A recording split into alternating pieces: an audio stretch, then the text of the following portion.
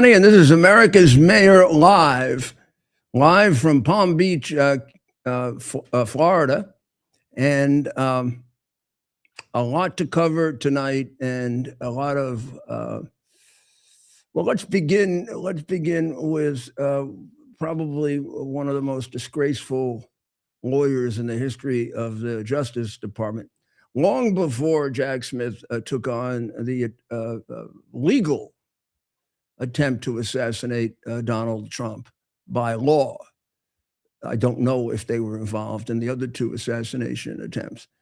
I'm not suggesting they were, except for the fact that it is kind of strange that they did 5 or 6 different fraudulent, illegal, in some cases treasonous plots to destroy Trump. And then all of a sudden, somebody tried to kill him twice. And they, speaking broadly, I don't mean Jack Smith in particular, but the Democrat establishment, the Obamas and the Bidens, had nothing to do with that. Now, since there hasn't really been a thorough investigation, I guess we're just not going to know, like the Kennedy thing. But if you look at the investigations of the 2 people that attempted to assassinate the president, there are more questions than there are answers. And the Secret Service's conduct in the case of the first, it's almost impossible to find anything they did right in trying to protect the president. It looks like by hook or by crook, they didn't seem to give a damn if he got killed. In any event, Jack Smith testified today, and I mean, I can't separate the lies. He just lied over and over again. The part that I heard live myself, that I can remember from my own head, because there are things that he said in the past and things that he said now, and there's testimony that I gave that apparently has been destroyed.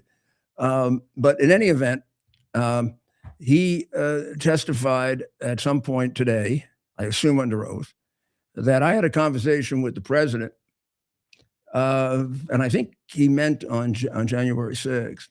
And that in that conversation, the president told me to delay the vote and do what I could to have our people exploit the violence. But that's a complete, absolute lie, and I challenge them to produce that transcript. In fact, I challenge them to just produce my test. I've been asking for it for 4 years. I can't get my testimony. I can't get my testimony. I can't get the affidavits they put in to illegally wiretap me and bug me and take my AOL account from the moment I started representing Trump, or to raid my law office and security office, which put in jeopardy a lot of my clients who had nothing to do with this and destroyed my practice. They have to have affidavits for this, particularly since it all was concluded with a letter, not from this lying son of a you-know-what, but from the U.S. attorney in the Southern District of New York to the grand jury saying there was no probable cause that I committed a crime. One of the Obama judges dismissed me from the January 6th case because there was no evidence against me. But he believes that there is. No, he doesn't. He's a liar. And the conversation that he's citing with the president, insofar as the president ever saying to take advantage of the violence, is a complete, absolute, and total lie by a guy who has spent his entire career being disciplined by the Justice Department as a unethical prosecutor. You know how there are policemen who are at the top of the department for the most medals for bravery. He's at the top of the Justice Department before Garland selected him to do the hit job on Trump for unethical behavior. And he really just attempted to do the same thing to Trump that he tried to do to Governor McDonald, which was reversed 8-0 by the Supreme Court. This is a pathetic, immoral, and completely unethical lawyer. And I mean, I listened to a lot of what else he said, and some of it I know for sure are lies because I have my own personal knowledge of it, and the others I, like the stuff that the stuff that he did with raiding Mar-a-Lago, and I mean, and plus, as I said, they have produced not a single stitch of paper in 5 years of requests about anything they've said about me. Not a single thing. They won't give me my testimony.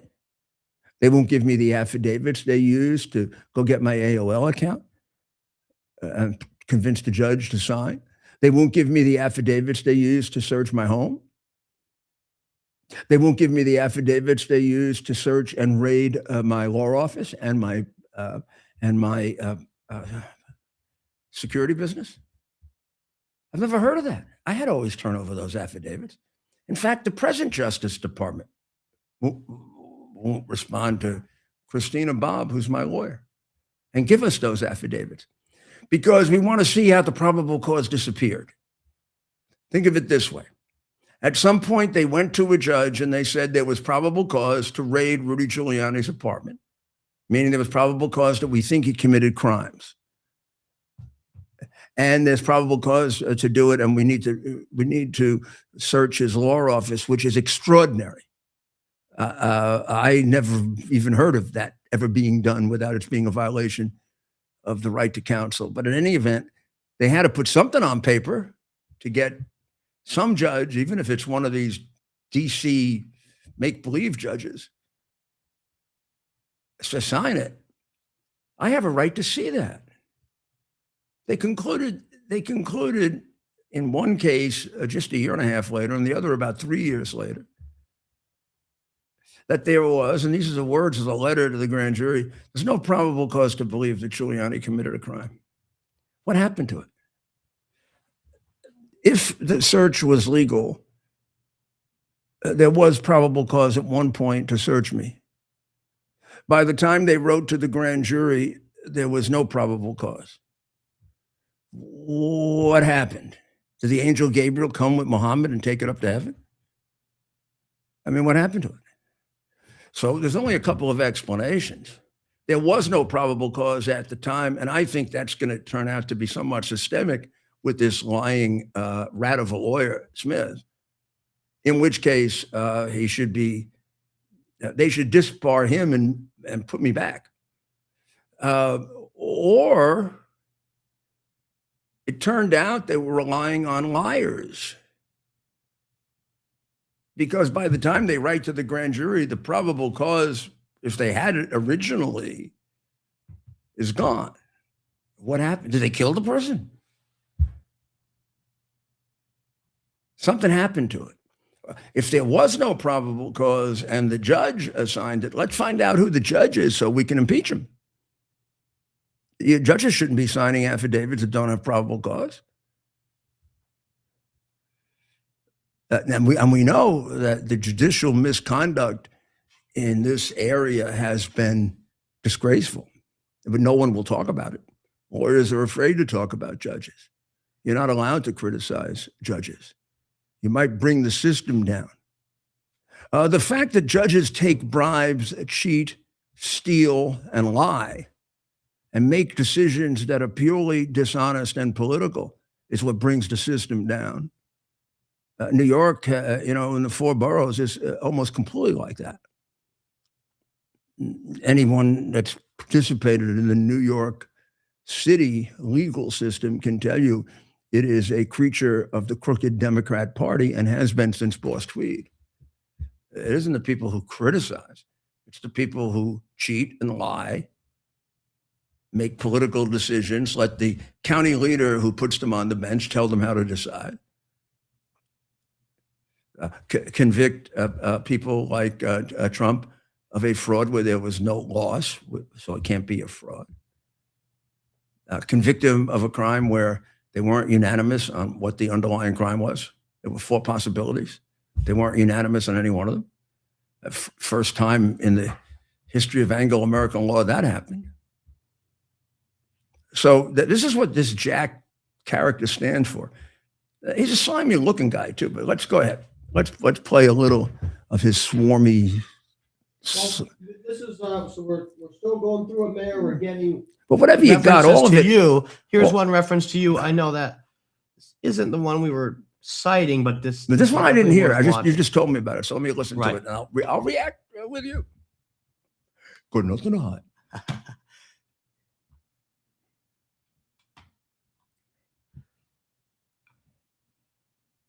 Detailed the overwhelming evidence that Trump had lost Pennsylvania, and he knew it. Despite this, he and his co-conspirators continued to make false statements about that result to advance their criminal plan. Can you describe the evidence that these were false claims and they knew they were false, including statements by election officials, court cases, and conversations between Trump and his Republican allies in the state? I recall one particular claim that there were more votes than ballots than had been sent out. This was a claim that was obviously false because many even in the campaign knew that the reason for that discrepancy is we were talking about two different elections. One was the primary and one was the general election. My team interviewed Rudy Giuliani regarding that claim, and he admitted it was wrong. Mm-hmm. He admitted flat out that that was a mistake. And so that's one of several. With respect to witnesses in Pennsylvania, what springs to mind is the chair of the Republican Party, I believe, in Pennsylvania. This is relatively early, shortly after the election, had informed Donald Trump that the idea that fraud was the reason was not accurate. It was because of the counting of mail-in ballots, which was totally normal in this process. And again, this is someone who is a Republican who supported Donald Trump, wanted him to win. I submit he would have been a credible witness at trial. You know, just pray, everyone pray today for these two. You detailed the overwhelming evidence that Trump had lost Pennsylvania. Well, I mean, that is completely untrue and completely mischaracterized. What he's talking about as the he's talking about two different things, actually. He's talking about the fact that there was a period of time, the first couple of days after the election, when it was being analyzed, that in one case, irregularities in the primary were confused with irregularities in the general elections.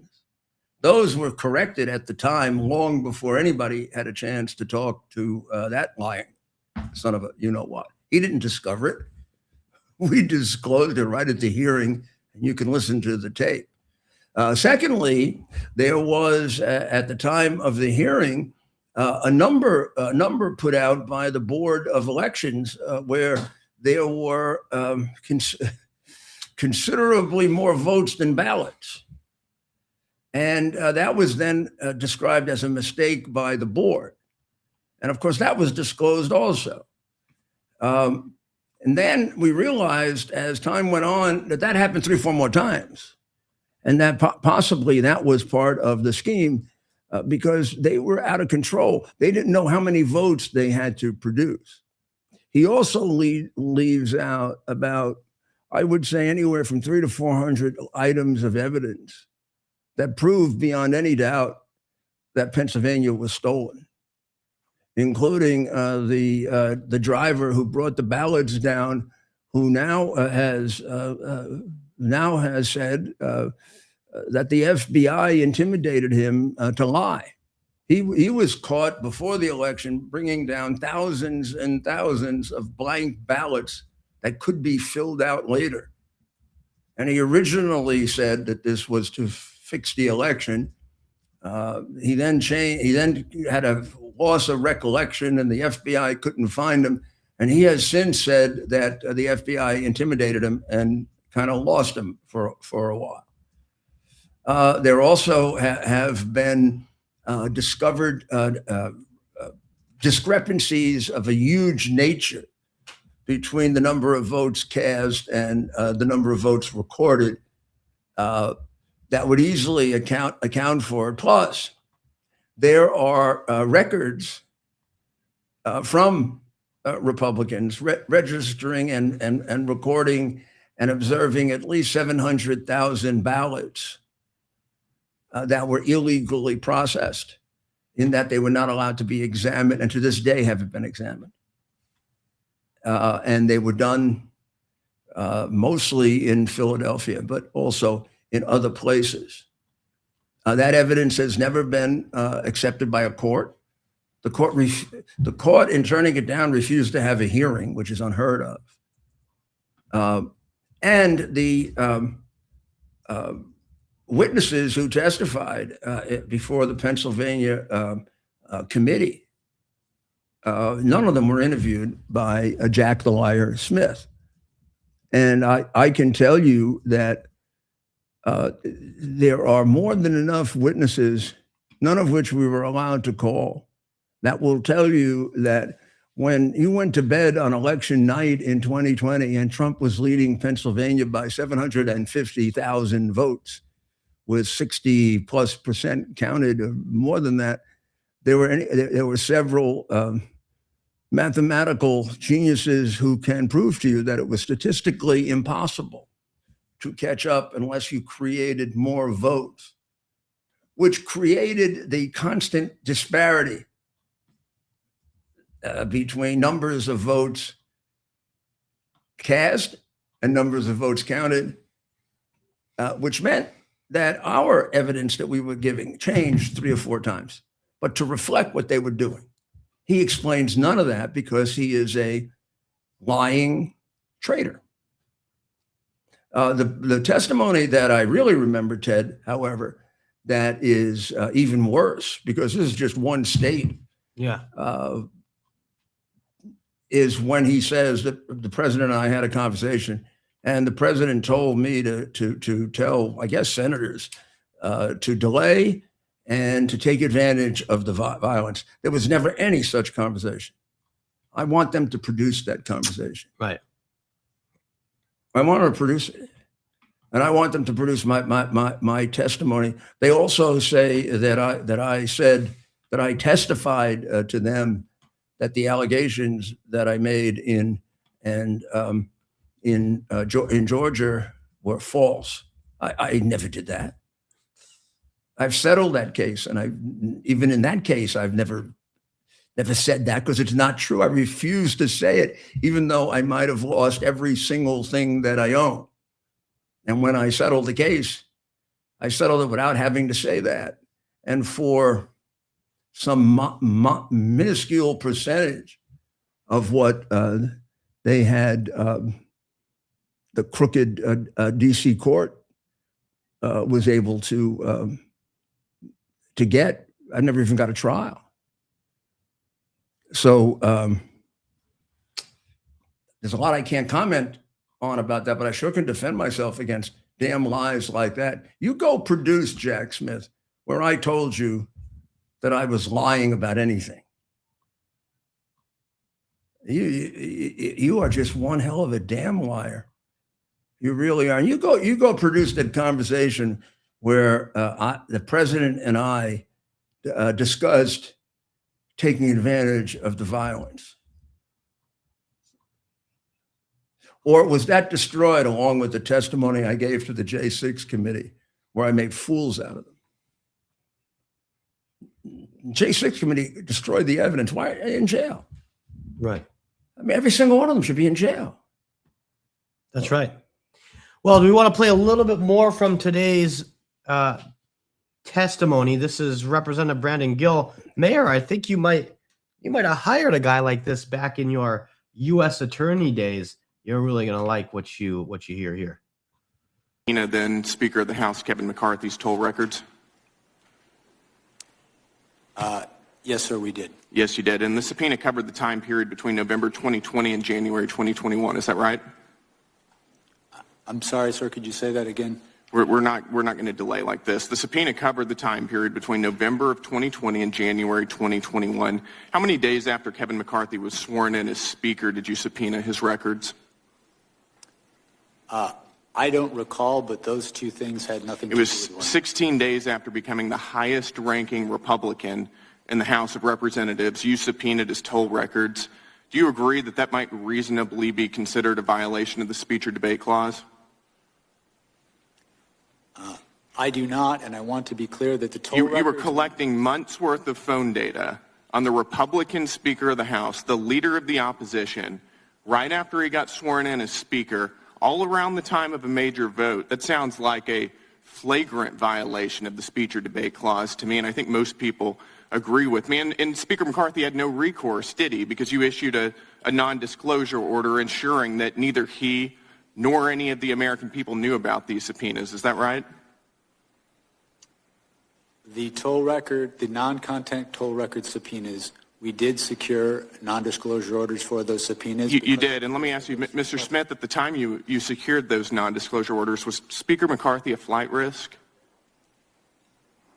The non-disclosure order was based on concerns about... Was Speaker McCarthy a flight risk? He was not. He was not. Then why did your non-disclosure order refer to him as a flight risk? It says right here, the court finds reasonable grounds to believe that such disclosure will result in flight from prosecution. Sir, when securing a non-disclosure order, the risks don't have to be You associated... think that the Speaker of the House is a flight risk? The question? No, this is not your time. This is my time. You think the Speaker of the House is a flight risk? You think he's going to hop on a plane and leave the country? No, what I was trying to explain is, with respect to a non-disclosure order, the risks aren't necessarily associated with the subscriber to the phone.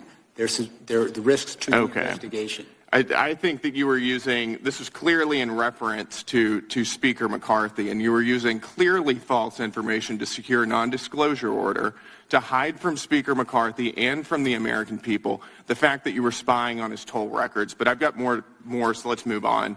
In May of 2023, you also issued subpoenas for toll records of 9 U.S. senators and an additional representative. Is that right?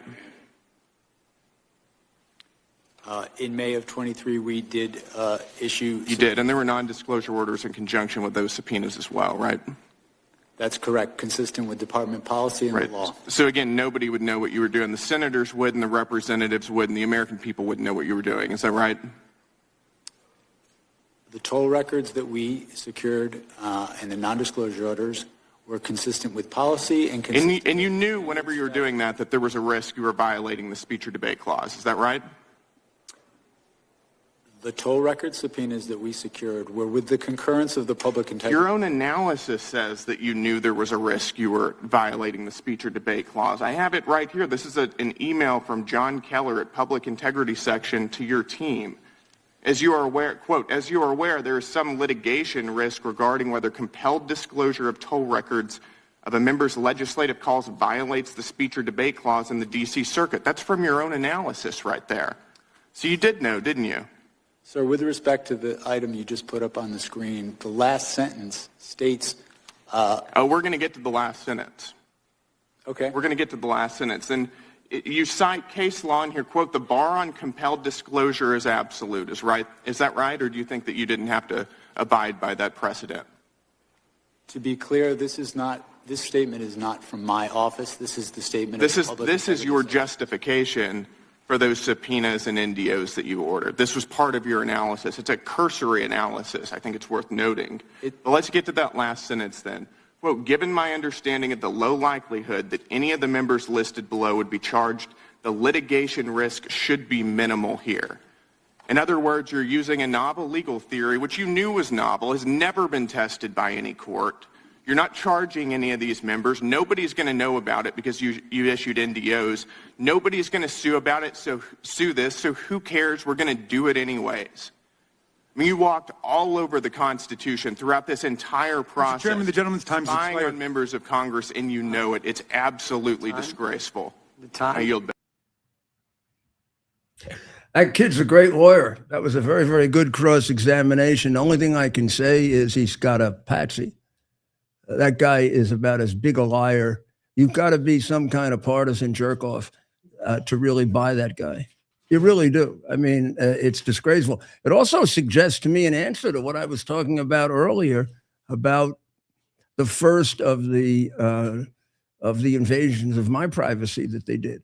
And that was several years before they raided my house and my law office. Right. They took my records from my cell phone, right? And they didn't tell me. So they had to, in order to do that, they had to have gotten an affidavit, like you're talking about, and they had to get a non-disclosure order, like you're talking about. And the Justice Department has never produced that record for me. And since my privacy was invaded, and I was part of the group that they took their records. I can't imagine. I have no idea why they're holding it back now. I would love to see that affidavit that gave them the right. And it appears as if they did it at the time, not based. This is before they were investigating me for a crime. They did that later. They were doing this because I represented President Trump, and they were spying on him. And I'm sure they did it with a lot of other people. They wanted to see what his lawyers were planning while they were investigating him. You can't get much more illegal than that. And I cannot figure out why the current Justice Department doesn't release those records. There are a few of us in this position, maybe more than a few. I know of a few. But in my case, it'd be very interesting to see what they used as a basis for going to get my the accounts of my cell phone, right. My use of my cell phone. Right. And they never disclosed it to me. I didn't find out about it until 3 years after, when it came out in the newspapers. A whole group of other people. Remember all the people that were right. But to this day, the Justice Department doesn't feel they're accountable for it. They can just violate the rights of a lawyer, violate the right, and in this case, violate the rights of the former president of the United States and future president of the United States. It was his rights they were violating. The attorney-client privilege is his right, not mine. And there's no doubt they subpoenaed my records, because they didn't subpoena my records before I was his lawyer. But maybe they did subpoena it for some other reason, but they won't produce the affidavit. Maybe because they're afraid I'll sue their ass off, right. Which I probably will. That's not to mention the fact that there are at least 2 other affidavits to justify raiding my house and my law office that they haven't produced. Even though in that case, they found no evidence of a crime and reported that to the justice, to the grand jury. I mean, think of that. They come in, they raid your house, they raid your law office. As a lawyer, I would have to have presumed they went to court and got put it in an affidavit and got a judge to sign that they were authorized to do it. The judge had to make a finding there was probable cause. And then all of a sudden, they tell the grand jury there is no probable cause. Well, something's wrong. As a citizen, aren't I entitled to know? And in the case of Donald Trump, as a citizen, isn't he entitled to know if this was an invasion of his attorney-client privilege? Was this done with his other attorneys? I suspect it was. This is all being withheld as of this day. This is probably the worst scandal in the history of this country by a lot. And this guy is a disgrace as a human being. Well, we have with us a current law student and a volunteer from the Iranian community to help the wonderful Iranian people, right, to gain their freedom. Organization of Iranian Communities. and her name is Mickey Mohammadeh. Mickey, Hi, hello. how are you, Mickey? I'm good. Thank you for having me. So tell me, where are you a student?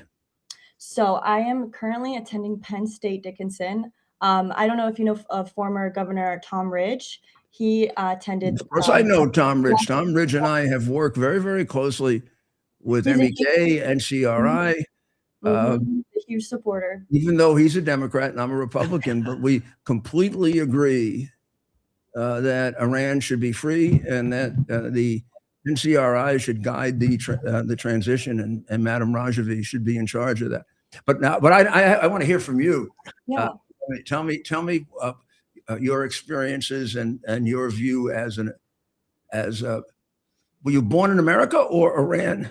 Yeah. So I was born in America. I'm Okay. first generation Iranian American, born in America, like I just said. And I really wanted to take today to just really kind of talk about the Shah the Shah's son and how it differentiates from our movement and our organization and what we're doing. I'm a volunteer with the Organization of Iranian American Communities. We have lots of rallies, protests.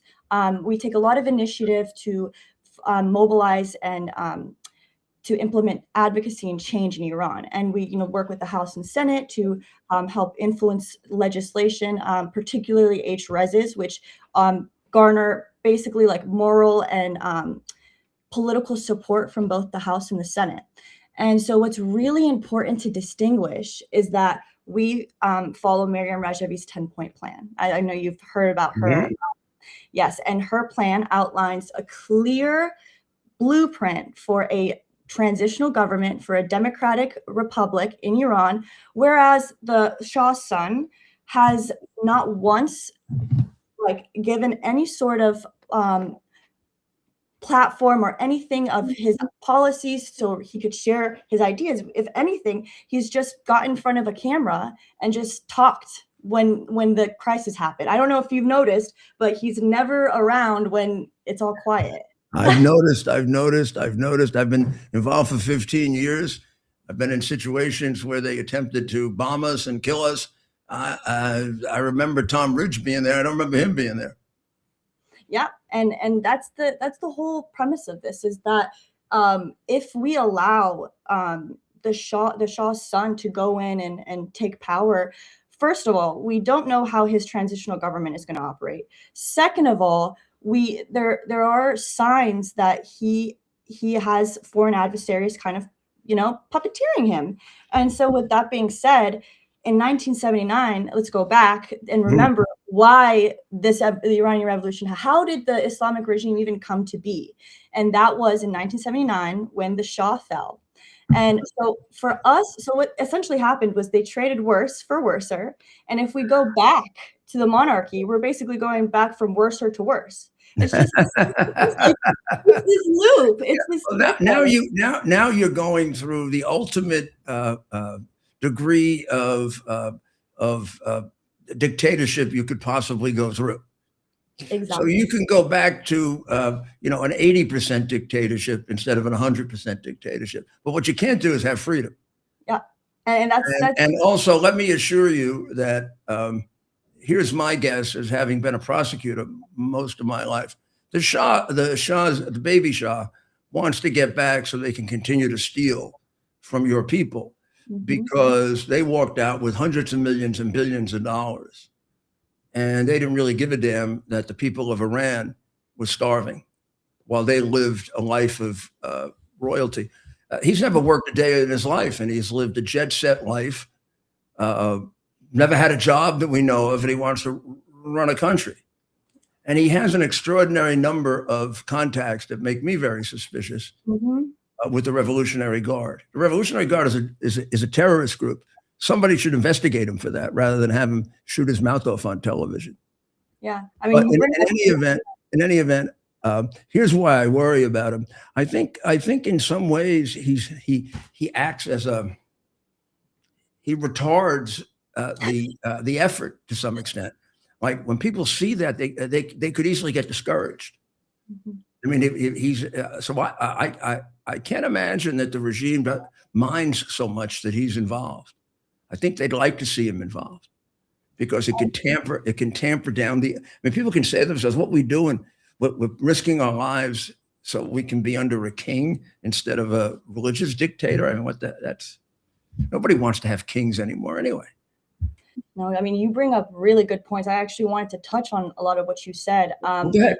Like you said, I mean, we have to ask ourselves how has he sustained himself in America? Like you said, no job. He is living off the Iranian regime's dollar and the Iranian people, and so like he is simply a symbol. And you mentioned how your concern for some of the people within his inner circle. You know, during the 12-day war, he actually publicly posted a recruitment link for inviting IRGC members to join his initiative. He reported that about like 50,000 joined him, and effectively that is asking like enforcers of the regime to dismantle the very system that they sustain. And it's like akin to asking the Gestapo in Nazi Germany to overthrow Hitler. It's Right. the same thing. And it's like his inner circle also includes former IRGC figures, raising the serious questions about his infiltration, the continuity, and the regime recycling rather than genuine regime change. And this forces the critical question of like, what is his true relationship with the Islamic Republic? Like, what is his true relationship? Is it for reform? Is it to rebrand? He seems to just appear episodically, like he just sporadically. And like you mentioned, he can in a way be a distraction. And for that reason, he is an asset to the Islamic Republic because of his distraction and way of kind of flooding out what's really going on. And so that's really important to note. Symbolism without effective change is not gonna take us anywhere, because once this regime falls, if we do not take this moment, this critical time frame that we have to implement actual change, then we're gonna basically put ourselves back in a cycle. Mm-hmm. Now, how did you get involved, Mickey, in these efforts to free your people, your people? Yeah, I mean, so my stepdad, he's very involved. He came to this country when he was 17. He actually has his brother was killed in the 1988 massacre. That's a tremendous massacre, about 20 or 30,000 of the MEK by the former Ayatollah, I think it was, right? Yeah. And one of the worst terrorist acts in history. Yeah. And, he was heavily affected by that. And so when he came to this country, it only makes sense to, and like I said, I am first generation. And even for me, I can't set foot on Iran, but I have this undeniable like pull in my heart towards Iran. And I can't simply sit here in a place of privilege and not use my voice. Isn't that wonderful? Yeah. So that's great. And Mayor, we actually met Yes, Nikki last year. I know that, yeah. And we've stayed in touch, and boy, is she is quite impressive. Mickey, question for you: Iranian Americans, your age, your generation, how can we continue to demonstrate to them, because a lot of them, as you know, like you, born here, have never been to Iran?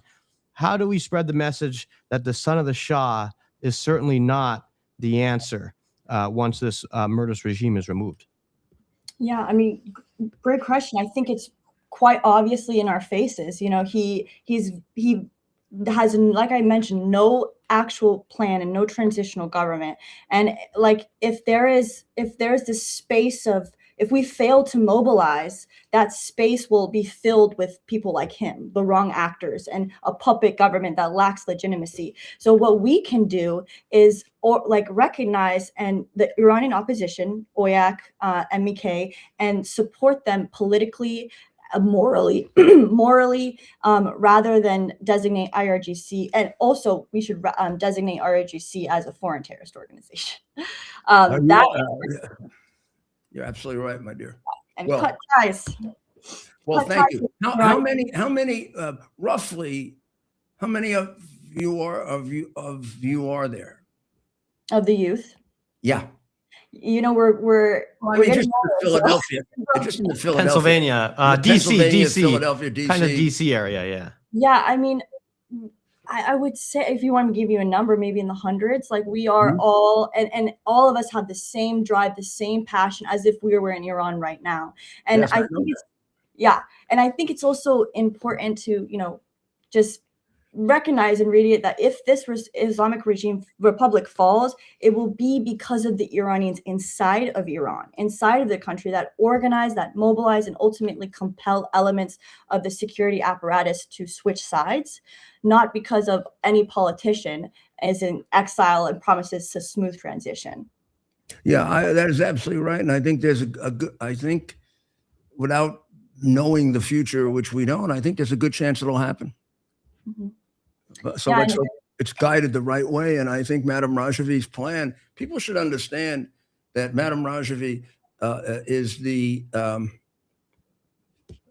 she's the acting president or president? President-elect. And we like to, President-elect. Okay, the president-elect of the NCRI, which is the National Council for Resistance to the Iranian dictatorship. And it's a group of people that are available and have a plan to guide the transition, not to run the government permanently, but to guide the transition.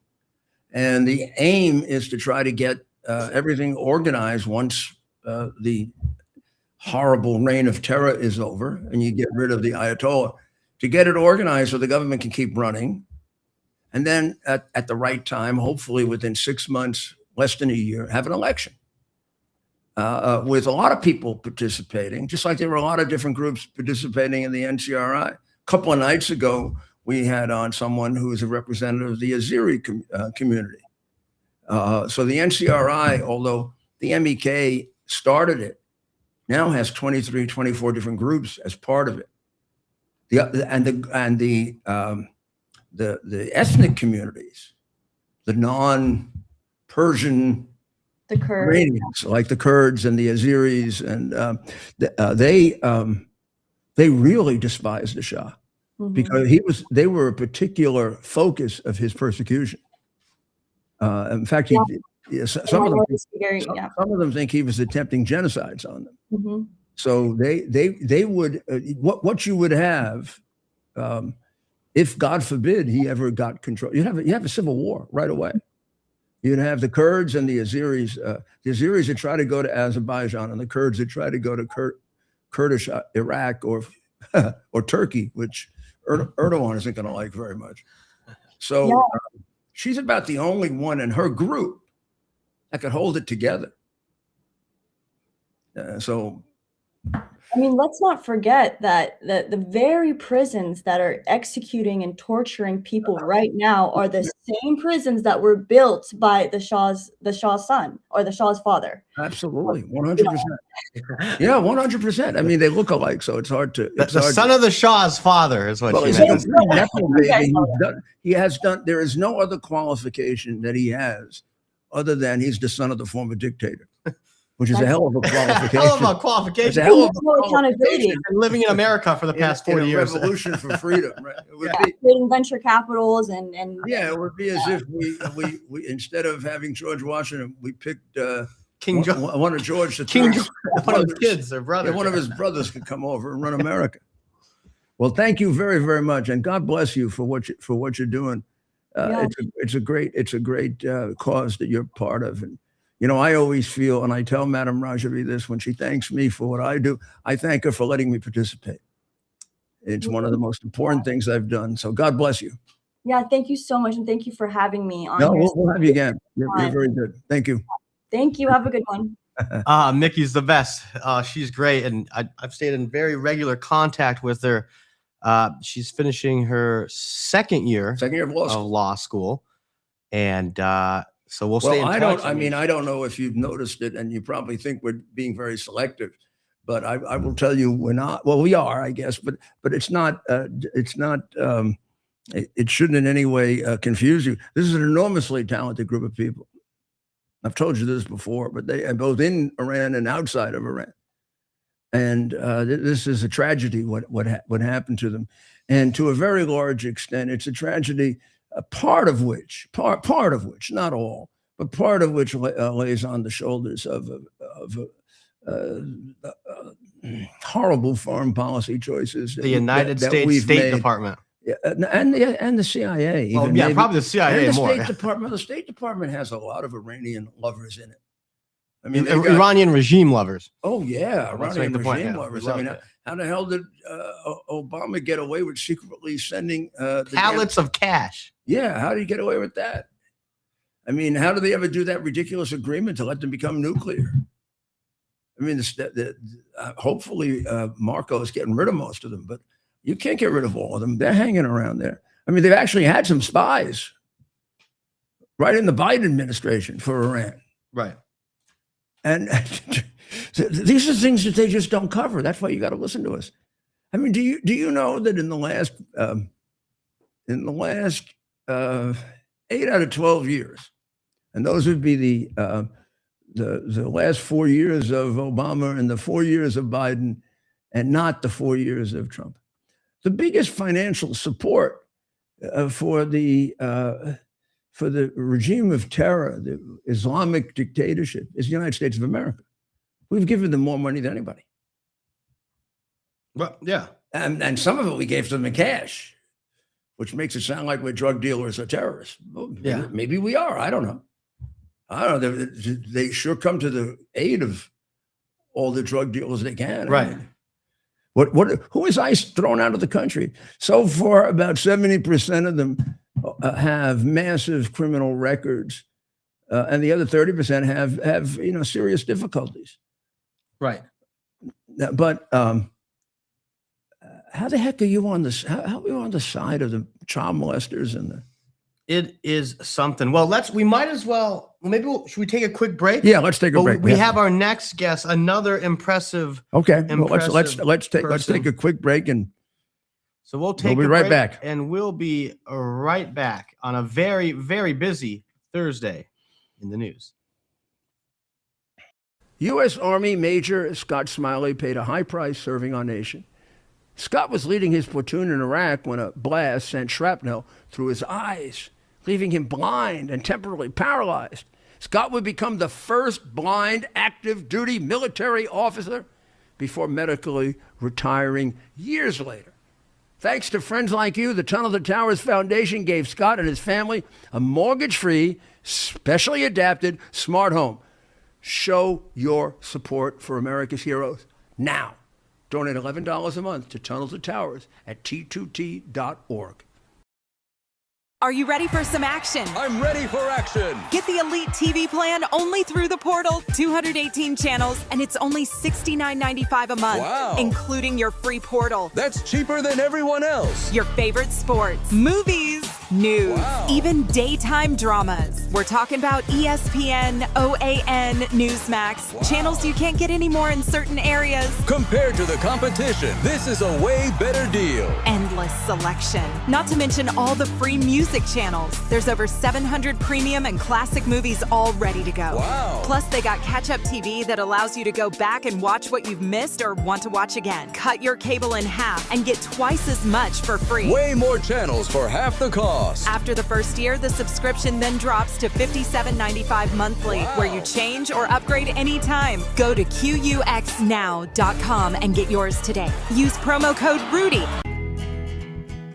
Here we are, pretty much at the beginning of the process here at this pristine, I call it a laboratory. It's not like a factory, it's like a hospital. This is the beginning of the process for roasting. Deep grain, very good quality. Most people don't use this quality. We deal with small farmers because we like to know who we're dealing with.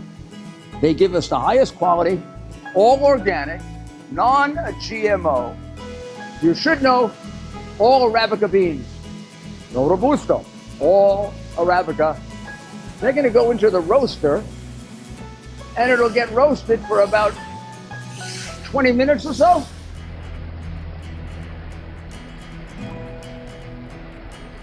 Oh my goodness, look at these. My goodness.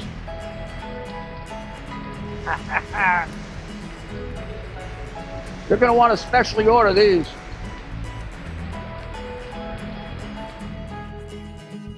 This is what goes into Rudy's coffee.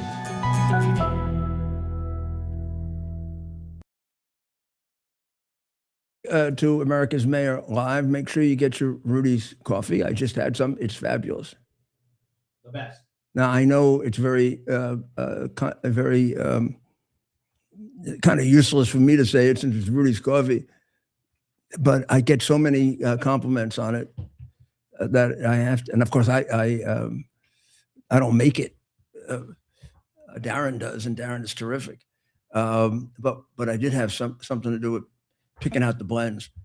The morning coffee, fabulous, and just right for when you're waking up. The bold coffee, great in the middle of the day. If you like or need to have decaffeinated coffee, fabulous decaffeinated coffee. And we also have a very specific iced coffee in a can. In a can, so you can make believe you're drinking beer if you want. I mean, but I can't tell you how many compliments I get on it, so I don't feel uncomfortable. Just reiterating that, or I don't feel uncomfortable at all as long as I'm doing this, reiterating the fact you sign up with Tunnel to Towers, huh? You couldn't do anything better for yourself. They're doing God's work. So we now have with us another representative of the Iranian American community, a woman, quite an accomplished woman who, for the longest time, was the executive director of AI technology at one of our great companies, and now is a consultant, but devotes her time, or a lot of her time, for fighting for freedom for the people who live under the reign of terror and have for some time in Tehran. Seema Yazdani. That's right. And so Seema's joining us. Her camera just went out. Let's see if it's back on. Seema, can you hear us? All right, so we'll have her on. Okay, we'll have her on in a minute. I'll just catch you up on a couple of. One of the idiots from Iran, their top diplomat. They call him the top diplomat. I don't know what it means to be the top diplomat. Abbas Araghchi says that it's the Israelis who are actually doing the demonstrating in Iran. So there have been demonstrations in 140 different cities in Iran. Some of them probably have 5,000 people. And the Israelis have gotten into all 140 cities. They must really control it. I don't know why the Israelis just don't take the place over. That's the most ridiculous. Where did this half-wit jackass get to say this? It's like these guys are like Jack Smith. I mean, they just say shit and it doesn't matter. He says the Israelis are carrying out the demonstrations in order to get America to fight with Iraq. So there are significant numbers of Israelis in 140 different Iranian cities. Gee, I'm going to call Bibi and just tell him to take over. I mean, you don't have a chance. You might as well. Abbas, how about surrendering now? You can join Jack Smith in prison. You're both liars. There is some, consternation and debate and stuff going on in the newspapers that President Trump drew a red line, and he said, if you kill any of these demonstrators, we're going to strike, and we're going to hit you harder than you've ever been hit. And that's about 2 weeks ago. And although they called off the executions, they've killed a lot of people during that period of time. A couple they just like mowed down in the street, and they say, well, the president the president is getting himself into difficulty in losing credibility. Would you please just calm down? If you can't figure out what's going on, make sure you listen to my show, because I've explained it to you. The aircraft carrier is now about 2 days away. And the reason for the delay is really simple. It's not that we couldn't take out whatever has to be taken out in Iran. We wouldn't be able to assure ourselves that we could protect our 14 different bases that are within striking distance of Iran. And when he does this, he wants to do it like he's done all the others. God willing, we don't lose any innocent lives, American or Iranian. And if we do lose lives, we kill the terrorists. Now, there is Seema. Hello, Yes. Seema. How are you? Hello, America's Mayor. An honor to be on your show. Well, it's an honor to have you. And I want you to tell people your background so, you know, they understand, because, you know, the American knowledge of Iran is very much constricted by a lot of propaganda. The regime is almost as good as China in warping our press. You know that. So Yes. to hear from people, you know, that have their own experience is so valuable for us. So go ahead, tell us. Sure. After I finished high school, I came to United States just few months before Revolution, 1978.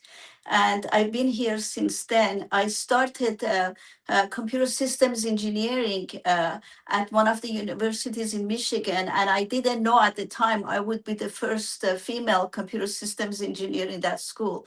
I finished that, got my master's degree, started my professional work, various startups and a large enterprise company for over 30 years, focused on data analytics, and AI for the past 10 years, and help build, data science team, build a number of applications in the area of learning, recommendation engines to help accelerate skills development and basically address the skilled labor shortage gap, because as technology grows, we need to also accelerate and make it easier for developing talent. This is going to continue to be a need for every community, every society, and that's one of my interest areas. Well, now, so you left right about a year before they overthrew the Shah? Yes. When I left, it was October 15. I remember that they had just started the military curfew, that you could, like, people, if they were saying not more than, if they see 3 people in the street talking together. Oh gosh, we lost her again. Her camera seems to be going in and out, but we'll get her back on. Oh my goodness. Yeah, I'm kind of interested in what her impression was back then about what was happening. You know, did she think they were transitioning to some form of a free government and a republic or a democracy? And then the Ayatollah took over and hijacked it. Because I mean, I'm old enough to remember that period. And when the Shah was originally overthrown, it was only for a short period. There was a feeling that you would end up with some form of a Republican form of democracy. We use the word democracy very loosely.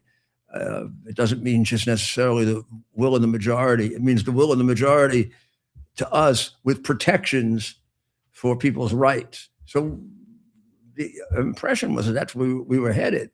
And then all of a sudden they allowed the Ayatollah to come back, who had been exiled, the Ayatollah Khomeini, the first Ayatollah.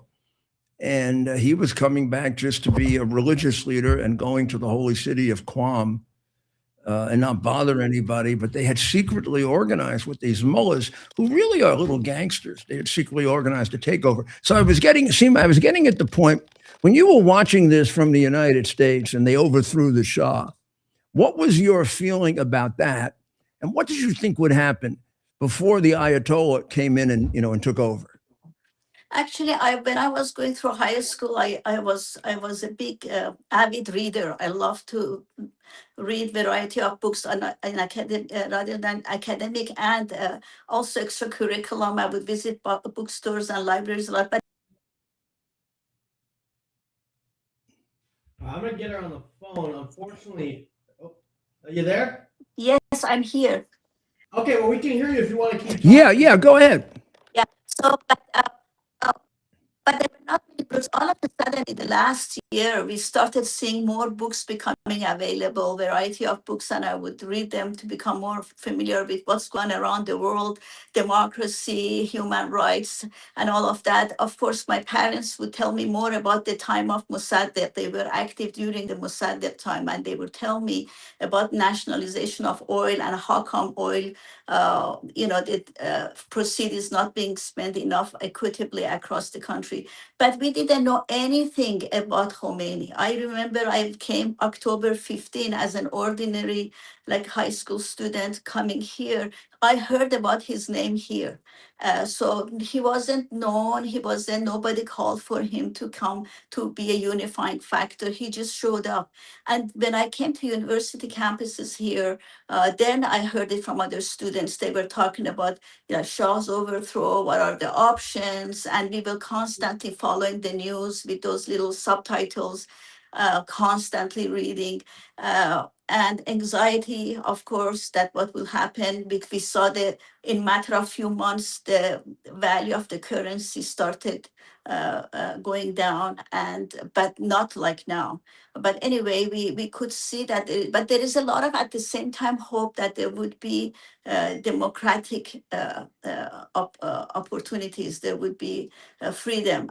But very soon, when we heard about the executions, and especially I personally, I remember March 8th, 1979, because that was the first large protest that was done against the regime's policy by women, by professional women, by women doctors, nurses, teachers, and regardless of their head covering, with their mother, they were all participating because Khomeini had just issued a decree that you have to have this forced hijab, and that was where, and people could tell it's not about the outfit, it's the beginning of a lot of repression.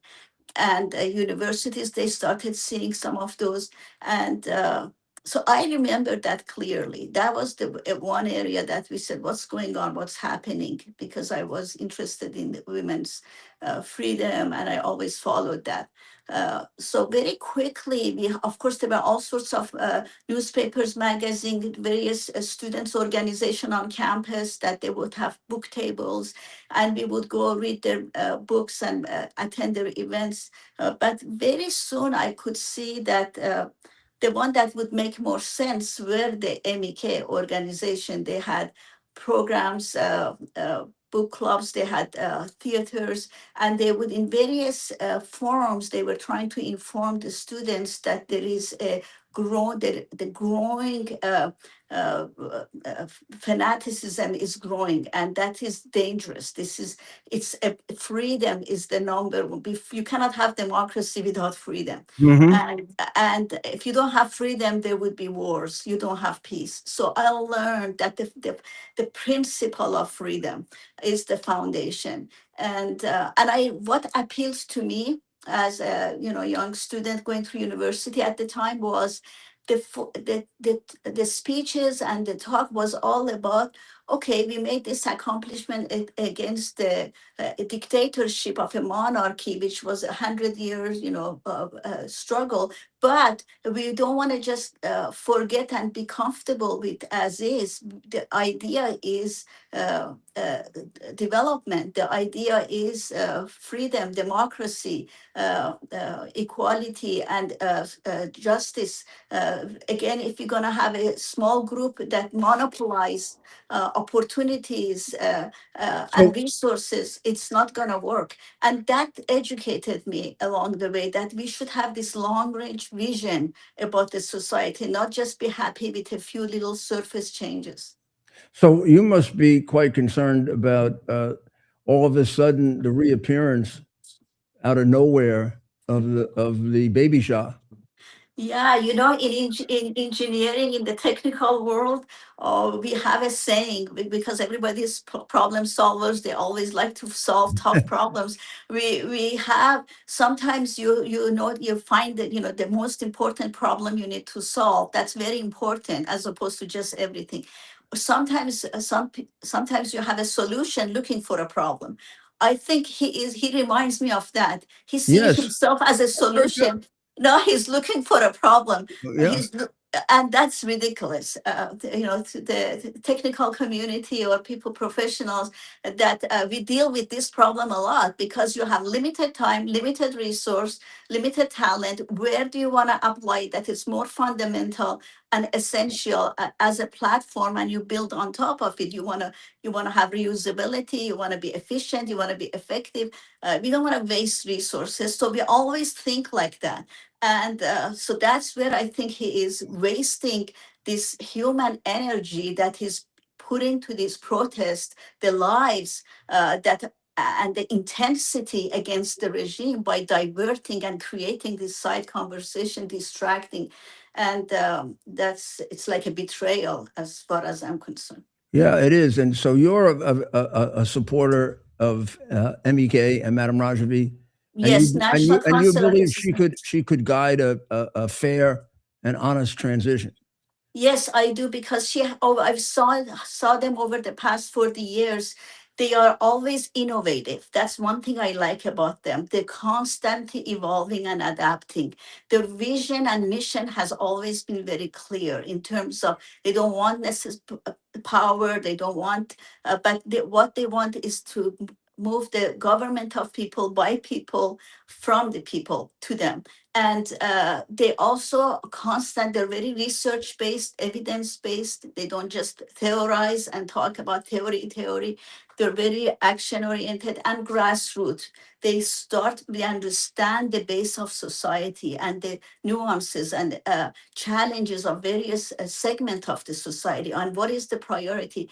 And especially the 10-point plan is the core root of this regime in terms of repression is discrimination and gender inequality, because half of the society, and given the culture and the history of Middle East and all of that, this is a very difficult problem.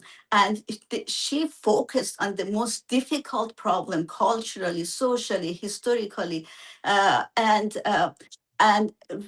politically. And that's the first cornerstone of her 10-point plan from the National Council of Resistance. I think that's attractive to a lot of professionals in Iran as well as outside Iran, because they spend their time and energy, develop their talent, they want to develop their society, bring value back to people.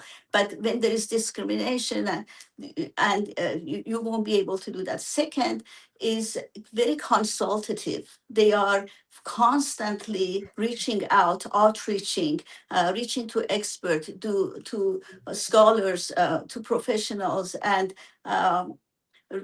get feedback and adaptive, and with all the various challenges. So that's what's very attractive in terms of vision, mission, overthrow of the regime from beginning, when they saw there is no more room for parliamentary improvement, passing Right. laws. And then when they noticed that the regime is just brutally killing any voice of dissent in 1981, they said that the only option is left is to change the regime. And they focused on that. It's not like they change their mind all the time. And that's and they keep adapting as various environmental factor, international, domestic, not everything is not going to happen.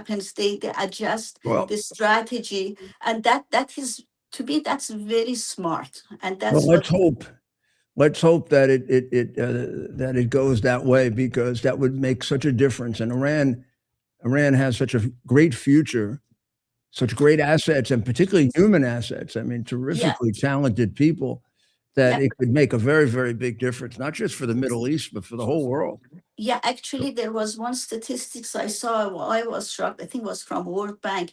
Last year, 2024, over 2 years ago, 110,000 professional, like university educated, experienced, have left Iran because of the repression. Of And course. the value, like estimated, like financial value is like $50 billion.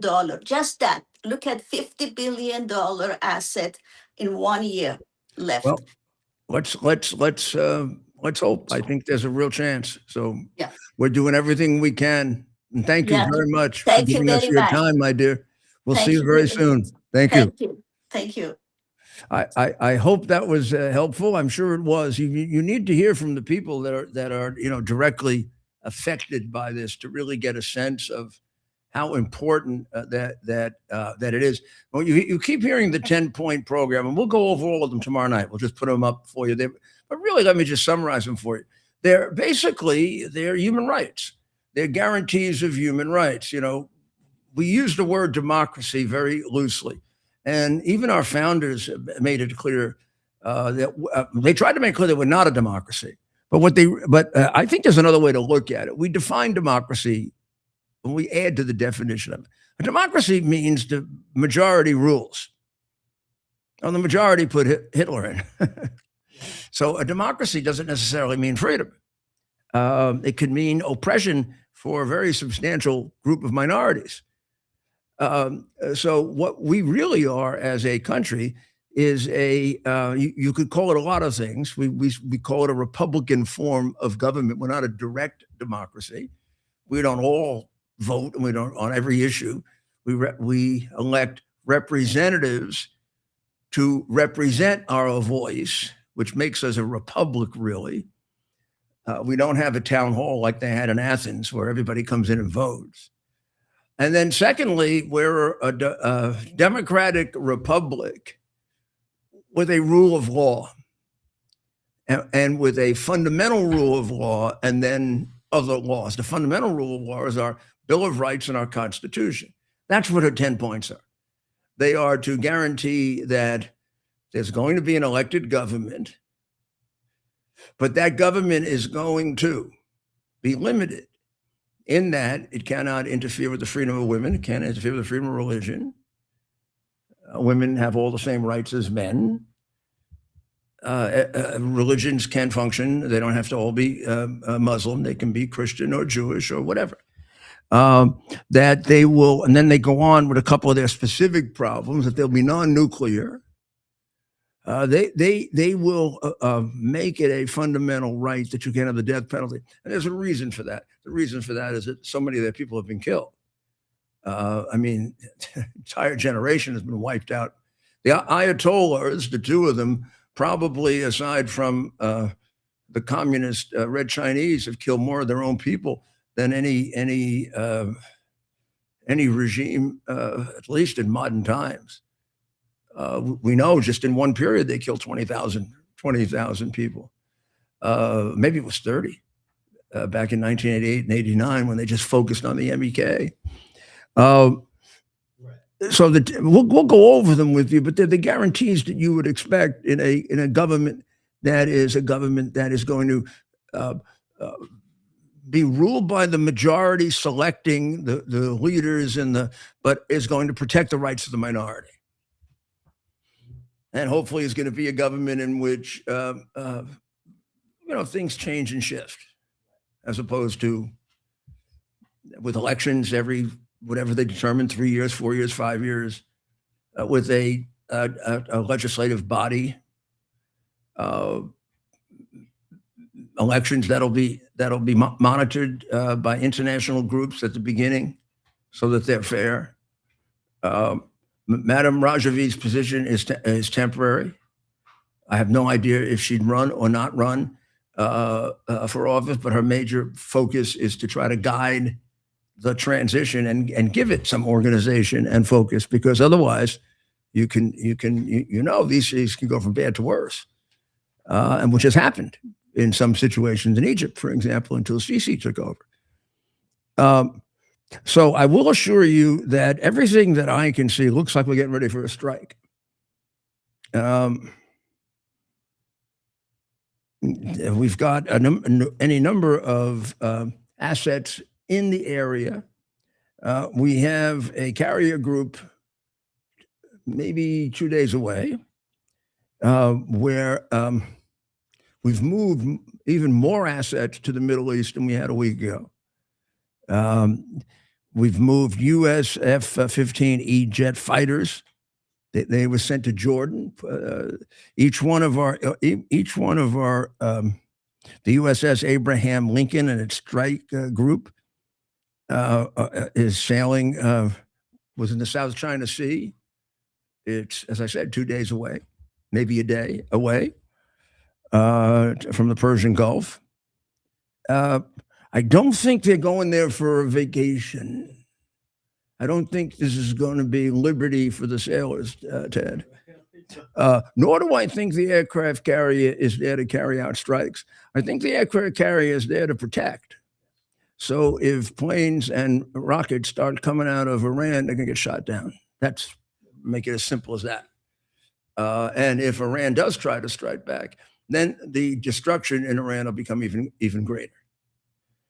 So basically, the whole purpose of the strike will be to limit or eliminate their ability to kill demonstrators. So what does that really mean? What it really means is the strike would end up with the end of the regime of terror, and then some opportunity for them on their own, which they claim they can do on their own. They're not asking for boots on the ground. They're not even asking for military aid the way we did with Ukraine. They are saying we can handle this. Just support us. And of course,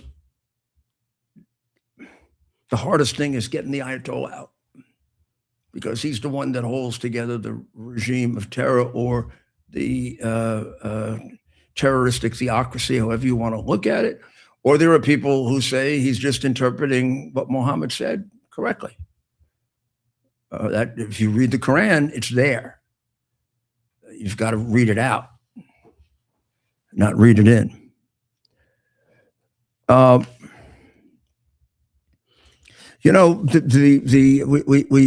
pointed out to you last night the worst of the worst list, which was 160,000 or whatever. But I mean, the people they're arresting are overwhelmingly criminals. And they're also, I don't want to go through these lists. It's disgusting. It makes me get sick to my stomach. But every list I see of 10, 12 people, there are 4 or 5 perverts. This invasion, I'm sure, involved terrorists, and I'm sure it certainly involved human traffickers. There was just one arrested in California, William Eduardo Moran Carballo, who was from El Salvador, one of the Bidenistas, one of the people invited in by Biden from El Salvador, and he has 4 human smuggling arrests. And two for inflicting injuries on his wife. See, this is what I'm saying. Whenever you see these, and I went through the criminal records, a bunch of them the other night. We'll put out some more of them. But you get 10 of them, you see that 5 of them have perverted kinds of crimes. Abusing a 3-year-old, raping a woman, beating up their wives. These are really evil people. And it stands to reason the way Biden opened the doors. You're going to send your crap in here if you open the doors like that. Well, and this is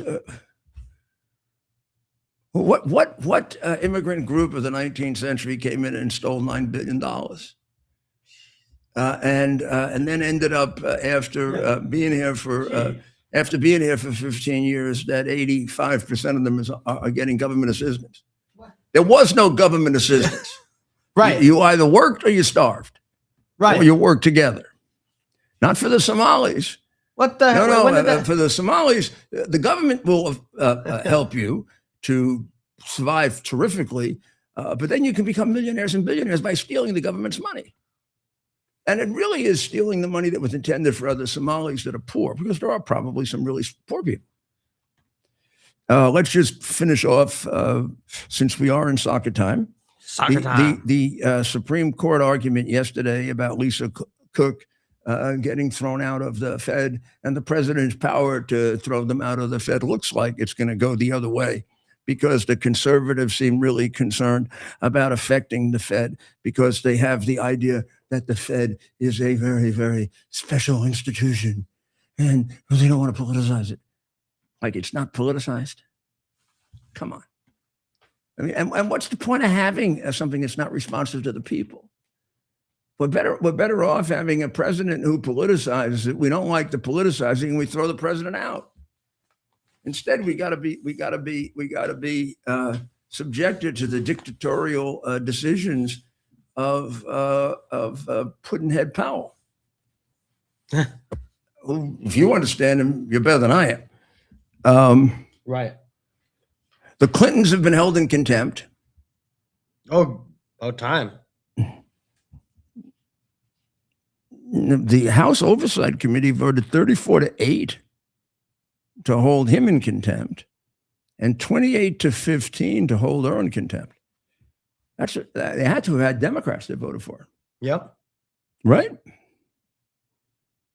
Now, I mean, I don't know how you failed to put them in jail, and for much lesser, whatever, Bannon and Navarro were put in jail. But of course, Eric Holder never was. But I mean, he's a Democrat, and he's a black Democrat, so you can't put him in jail, right? Right. It's against the law. It's against the rules, remember? Yeah. Navarro is a white, older guy, so you can put him in shackles, and, Bannon, you can do anything you want with him. Except you don't affect Bannon. He doesn't give a shit. Screw you. Also, it's really interesting. We'll talk a little more sports tomorrow night as we get ready for the weekend.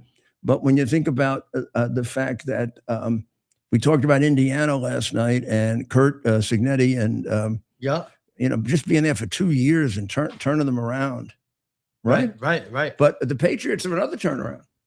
Everybody thought it would take about 10 years for the Patriots to get back in Belichick, Brady territory. And here they are on the cusp. Are they number one seed? They are not. They are traveling to Denver, and this Sunday they will play the number one seeded Denver Broncos at Mile High Stadium. Oh, my God. I think I have two problems. One, it's hard to breathe up there. So they're going to have to get there early and spend a couple of days there and get ready. I bet you they're there now. Are they? Yeah, they should be there at least 2 days before. Yeah, I agree with that. Because you got to get ready. It really is a difference. Second, then much worse, it used to be that only. Now, you got to get some kind of antidote for the marijuana that pervades the air in Colorado. I mean, they're in one of the worst states in the country with the Governor Feliz Navidad, right? Who invited Tren Deragua there, thinking they were a singing group. And then they killed. Feliz Navidad. Feliz Navidad.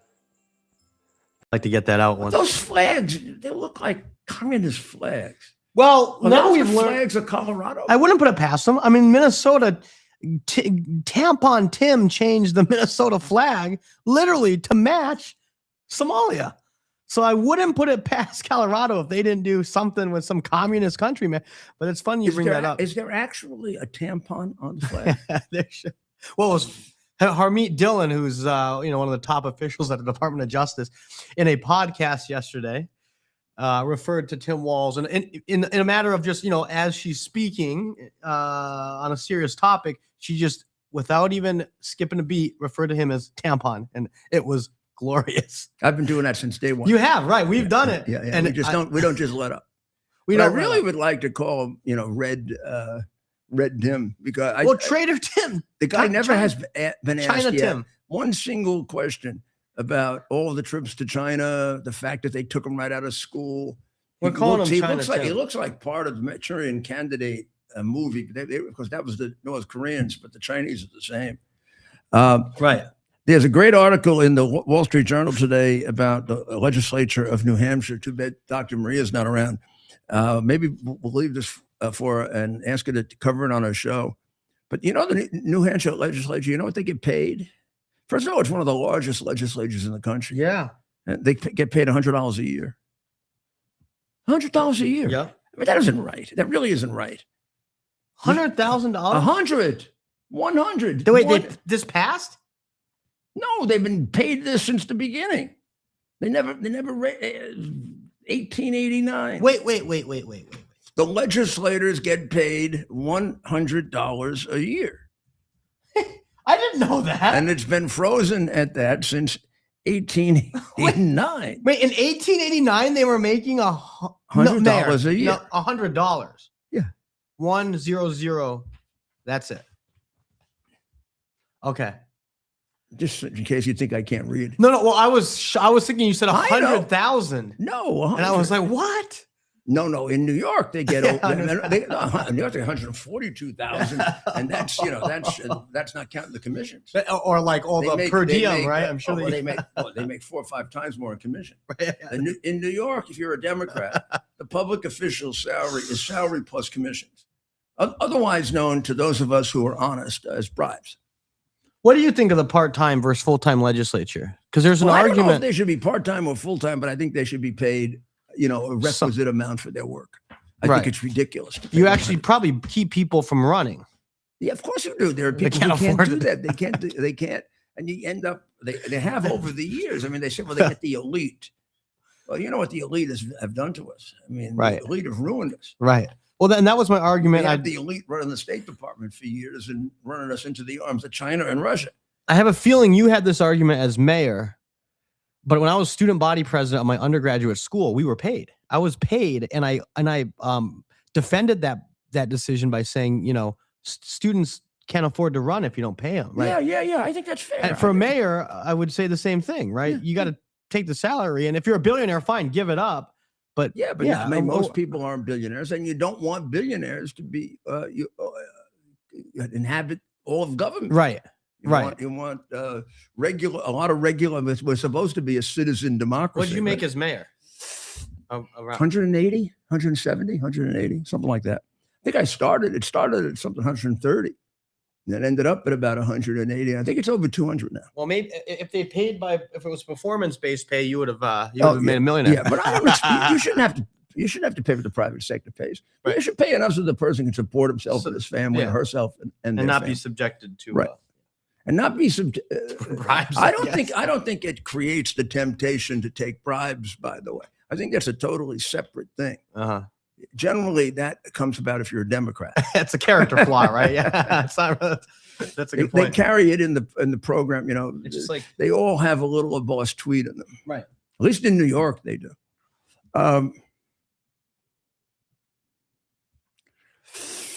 So I think we've got most of it covered. Yeah. Barron Trump, you should know, was a hero. Yes, Barron Trump was on, has a friend that he communicates with, and he was communicating with her, and all of a sudden she was screaming and crying and being hit. So he called the police right there, and they came and saved her. Isn't that amazing? And by the way, the back and forth is quite something. He does sound a little bit like his father. Not sound, but I read the words, and it's but let's see if we can get that for tomorrow. Yeah, okay. I'll get you the transcript. But if we can get that, you read it and you're like, wow, we definitely know who his father is. Read about our friend Bob Costello in the Post. Oh, we got to get Bob on. We got to watch the podcast. He was part of the podcast from Miranda Devine. I haven't watched it yet. And so that's. Hold that up. Can you hold that picture, sure. Bob? Bob. I won't say any private conversations I had, but I think that's a fine picture of Bob. I'll just say that. Why, you don't like the picture? He may have a different view of the picture, because that was full page print. That picture was used full. That's on a full page of the New York Post yesterday. Did he say that? He didn't like it. Well, I told him maybe we need a better PR guy. That's not the best picture. I agree. I mean, he's better looking than that. Yeah. Well, we'll be back tomorrow. We will see where we stand with all of these different things in the air, very, very important ones. A lot of stuff they're lying to you about. Boy, I bet they're lying like hell on all those CNN things, you know, about lying Jack Smith, huh? Right. I can't imagine. Yeah, well, I'm sure we'll have more tomorrow. Just the idea that he was appointed as the special prosecutor when he has a whole record of unethical behavior. He would never tolerate that if it was a Republican. If President Trump had to appoint someone to investigate, let's say, he'll pick any, I don't know, the vice president. Well, suppose he picked me to do it, and I don't have an ethical problem, except one's created by liars. But of course, I would be seen as too partisan. Well, this guy has to be seen as too crooked. And I wish they had brought out his prior record, because everything he did with Trump, he had done with McDonnell. And that's why Garland picked him. Garland's no dope. He picked a guy who knew the drill. He knew how to bring false charges against someone. Let him stand long enough so that you affect the election. And then, well, who cares if the Supreme Court throws it out? Except, you know, it didn't work in this case. The public caught on to it because they overdid it. They were pigs. He didn't do one. He did four. By the time you get to four, it's ridiculous. And plus, as they pointed out today, people get more time to try a traffic violation they were going to give Trump. Yeah. Because they wanted to squeeze it in for the election. That's right. And how is it every single one of those cases has now either gone away or going? All of his cases have gone away. We still have the one in, believe it or not, in Arizona, which the judge has dismissed, but the prosecutor has a chance to refile it. I don't remember getting all this time to refile cases, Ted. A couple of years to refile a case. Well, if I had to take a couple of years to refile a case, the judges just dismiss it and say, Giuliani, you don't have a case. If you can't refile it right away, and this woman wants to doesn't want to refile because she's running and she doesn't want to. I don't know what it is. Who knows? I mean, they're so crooked in Arizona that it would. Well, pray for people in Iran, and the people in Israel, and the people in Ukraine. Pray for people in the United States and in Venezuela. So many places that we're trying to help now, huh? Good. It's good. And pray for our president, that he's safe and that he continues to have the tremendous strength that he has. I'm sure he will, but he needs your help. God bless America. It's our purpose to bring to bear the principle of common sense and rational discussion to the issues of our day. America was created at a time of great turmoil, tremendous disagreements, anger, hatred. There was a book written in 1776 that guided much of the discipline of thinking that brought to us the discovery of our freedoms, of our God-given freedoms. It was Thomas Paine's Common Sense, written in 1776, one of the first American bestsellers, in which Thomas Paine explained, by rational principles, the reason why these small colonies felt the necessity to separate from the Kingdom of Great Britain and the King of England. He explained their inherent desire for liberty, for freedom, freedom of religion, freedom of speech, the ability to select the people who govern them. And he explained it in ways that were understandable to all the people, not just the elite. Because the desire for freedom is universal. The desire for freedom adheres in the human mind, and it is part of the human soul. This is exactly the time we should consult our history. Look at what we've done in the past and see if we can't use it to help us now. We understand that our founders created the greatest country in the history of the world, the greatest democracy, the freest country, a country that has taken more people out of poverty than any country ever. All of us are so fortunate to be Americans. But a great deal of the reason for America's constant ability to self-improve is because we're able to reason, we're able to talk, we're able to analyze,